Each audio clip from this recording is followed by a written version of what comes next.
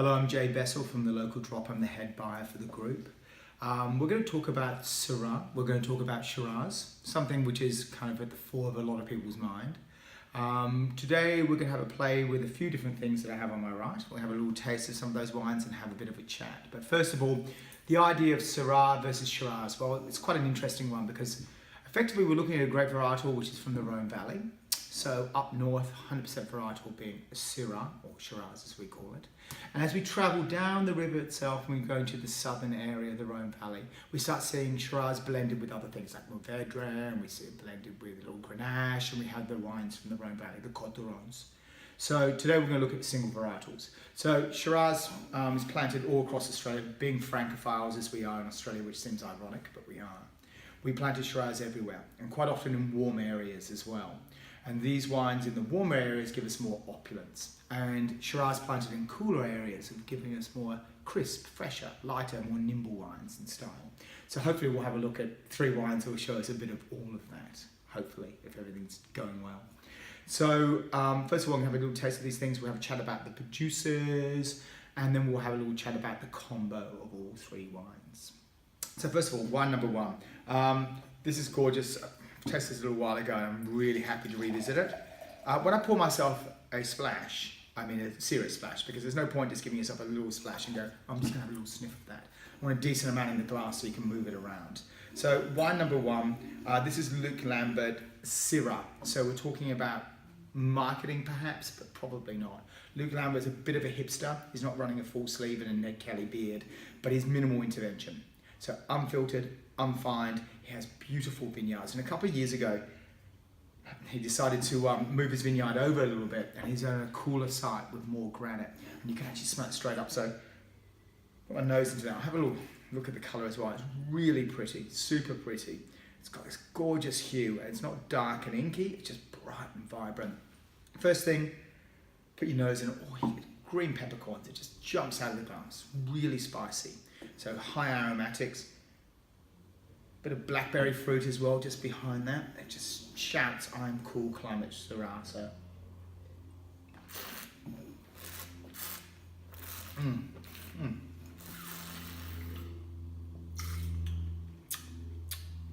That's looking terrific.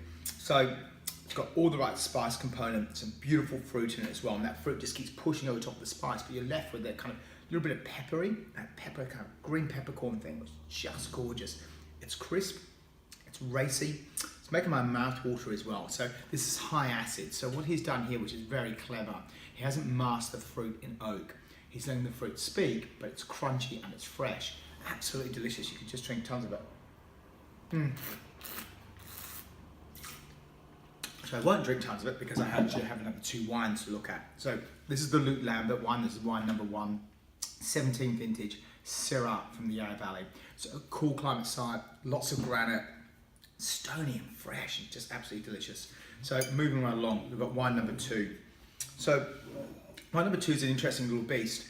A lot of people say, oh, I love a McLaren Vale Shiraz. Oh, don't be shy, Jake, this will splash for you. For God's sake, it's Wednesday. They love a McLaren Vale Shiraz because they like the alcohol and the punch. What I love about these people is probably almost the opposite of that. This is a Ministry of Clouds from McLaren Vale. That's really beautiful. This is a bit of a wow wine for me because I often kind of dismiss these wines as being too boozy.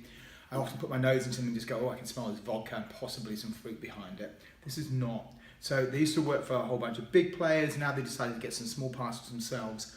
A lot of detail on this wine. And they're getting lots of really good press for obvious reasons. These wines sell out pretty swiftly. So this is a 16 vintage, 100% Shiraz. You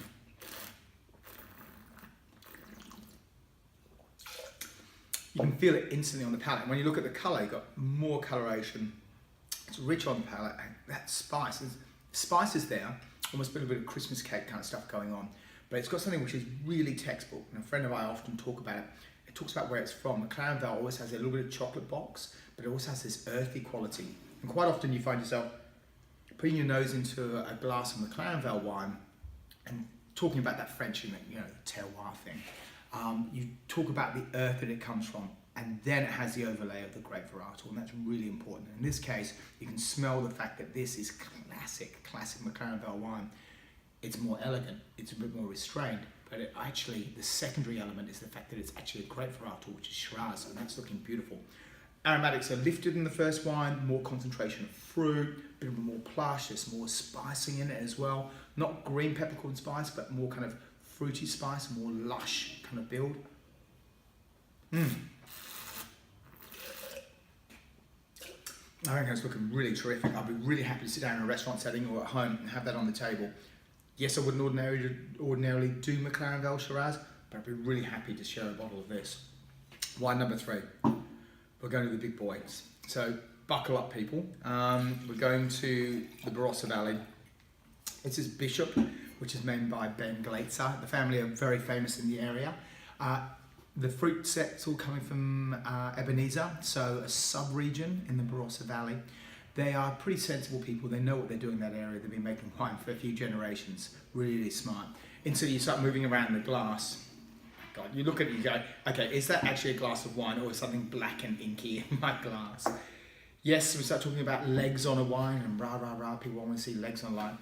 This has legs. Alcohol content's much higher. It's only about, 14.5%. There's volume within it. Density of fruit concentration. I can actually smell it from here. It's actually quite powerful. So they've taken the fruit, sub-region, used predominantly French oak. Thank you so much. A bit of American oak because we don't want to end up tasting like a coconut rough. But the American oak obviously allows a bit more oxygen in and lets that wine flesh out a lot quicker. It's looking pretty bloody concentrated actually. This is a 16 vintage, which is a great year in the Barossa Valley.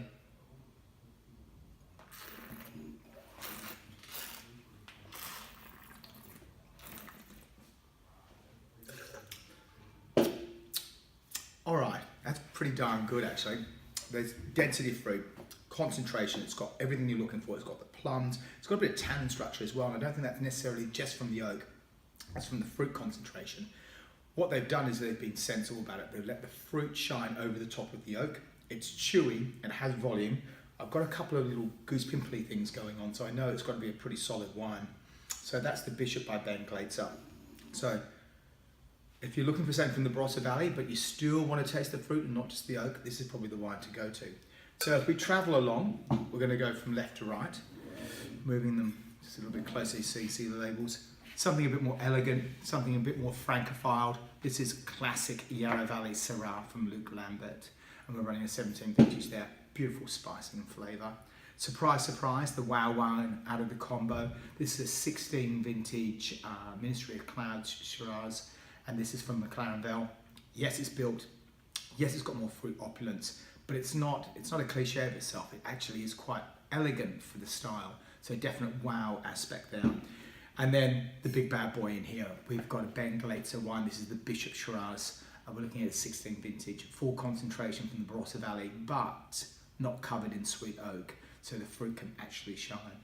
These wines are gorgeous by themselves. If it was me, and I'm open to a glass of wine once in a while, I would buy all 3, put them on the dining room table of a Sunday afternoon, enjoy those with a beautiful roast. So if you want to touch base with us about ordering these individually or as a collective, just ping us an email and we'll talk further.